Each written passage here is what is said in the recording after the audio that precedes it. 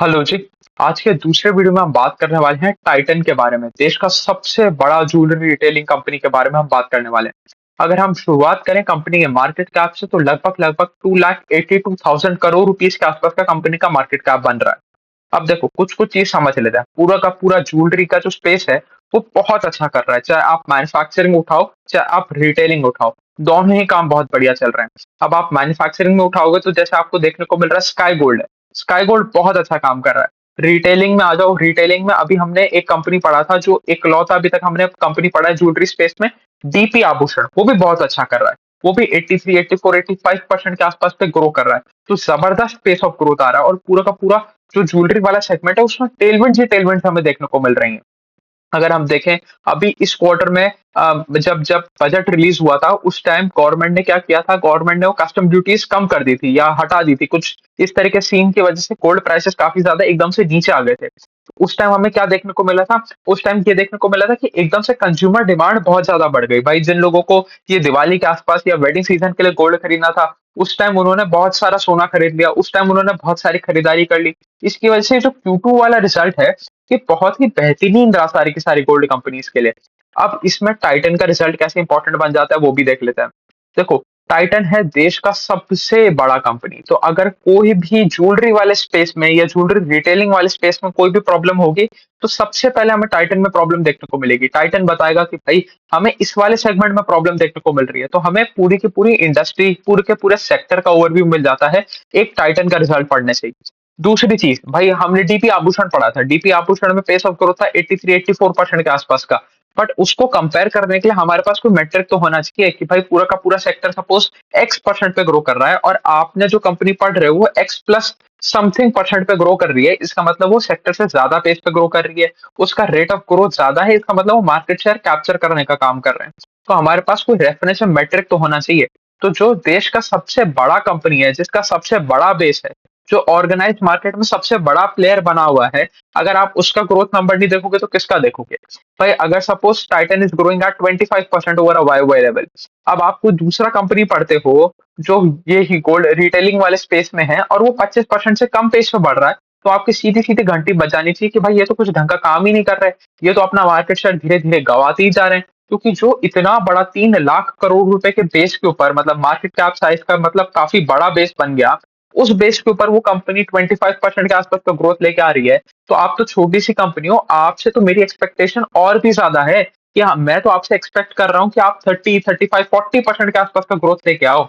अगर आप 20% से भी 25% से भी कम का ग्रोथ लेके आ रहे हो तो आप में इन्वेस्ट करने का तो कोई मतलब ही नहीं बनता ना। ये चीज हमें समझने की जरूरत है। तो इसीलिए टाइटन का रिजल्ट और भी ज्यादा इंपॉर्टेंट हो जाता है।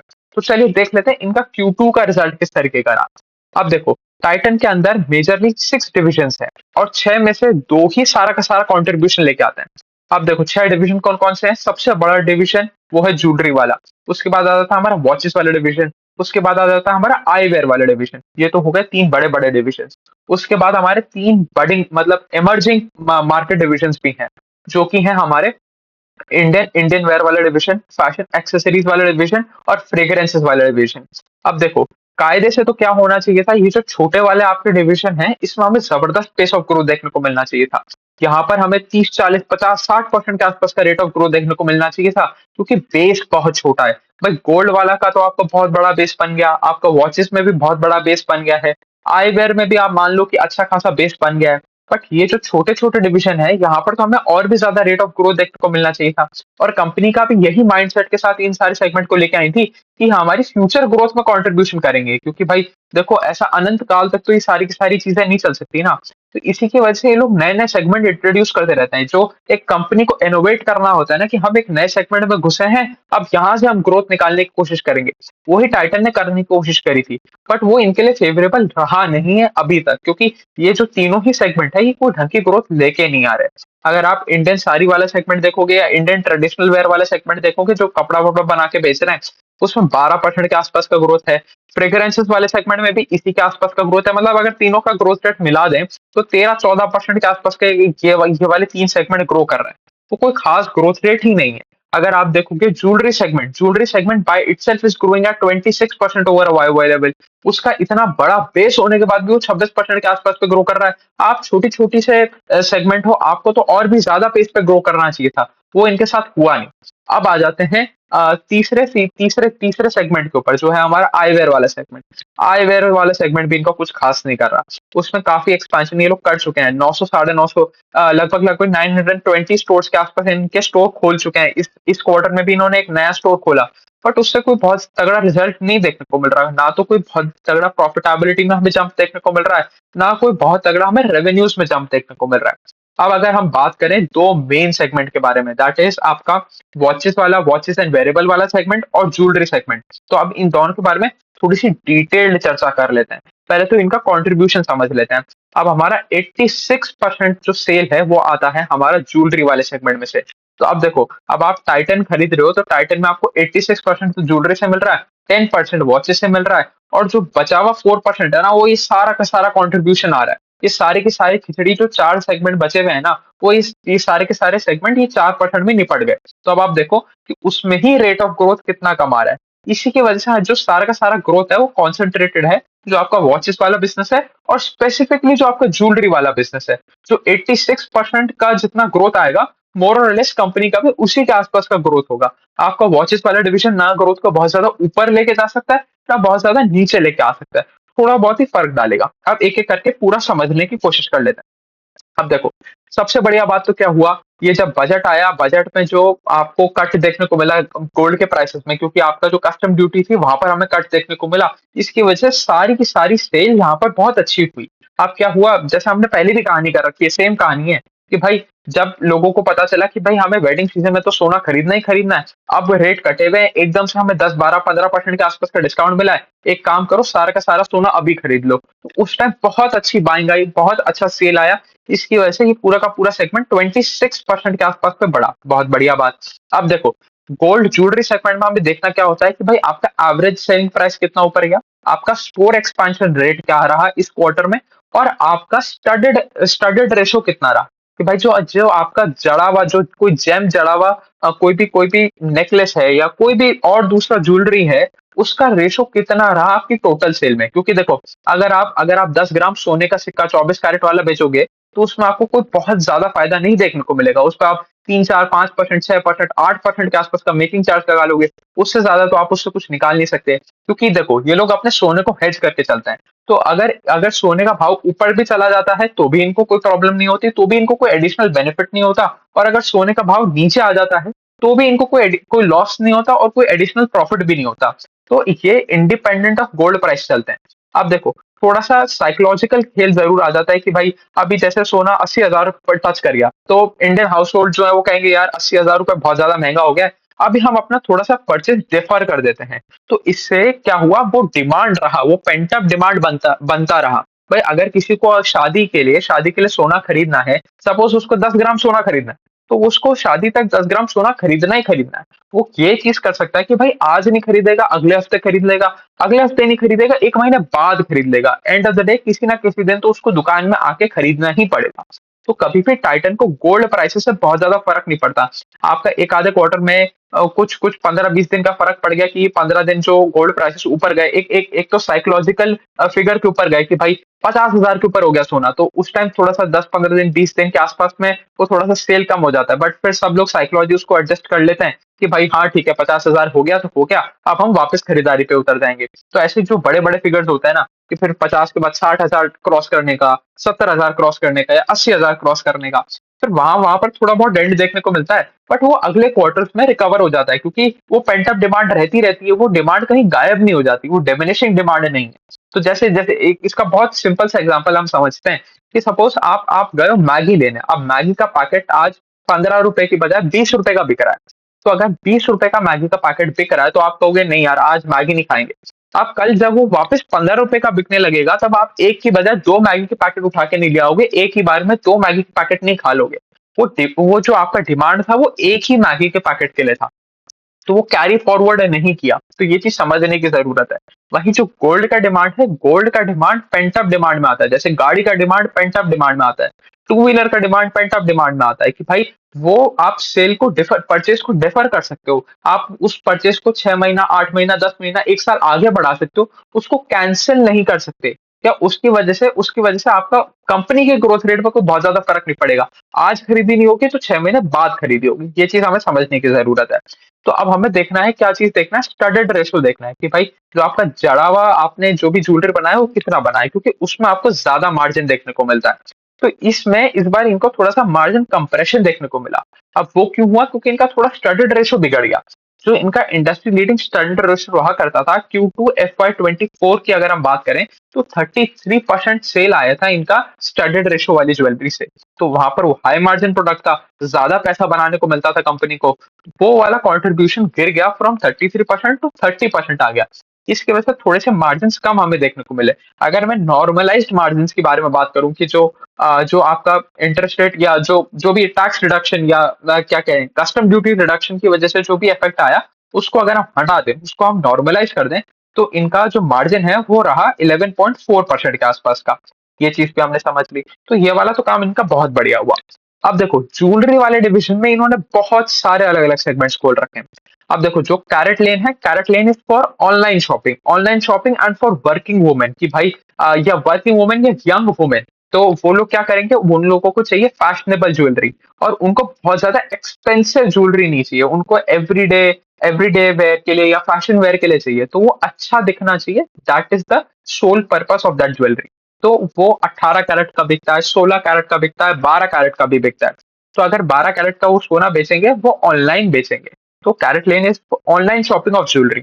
अगर हम मिया की बात करें, Mia is another segment of this jewellery segmentation. अब यहाँ पर क्या हो रहा है, यहाँ पर और भी ज्यादा थोड़ा और डिफरेंशिएट करके और ज्यादा फैशनेबल ज्वेलरी बेचने की कोशिश करी जा रही है। उसके बाद आ जाता है हमारा तनिष्क। तो तनिष्क सबसे बड़ा ब्रांड है, सबसे ज्यादा सेल लेके आता है, और इसमें हर तरीके का ज्वेलरी मिलता है, आपको देखने को मिलता है। इसमें आपको फ्रॉम हैवी वेडिंग ज्वेलरी भी देखने को मिलता है और लाइट वेट ज्वेलरी भी देखने को मिलता है। ये चीज भी हमने समझ ली।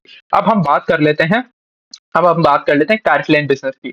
अब देखो कैरेट लेन बिजनेस जैसे ही हमें समझ में आया कि फैशन ज्वेलरी के बारे में बात हो रही है, तो यहाँ पर प्योरिटी ऑफ गोल्ड थोड़ा सा नीचे चला गया। वो 22 कैरेट से 18 कैरेट पे आ गया। उसके बाद अगर हम बात करें, तो यहाँ पर स्टडेड रेशो बहुत बेहतरीन है।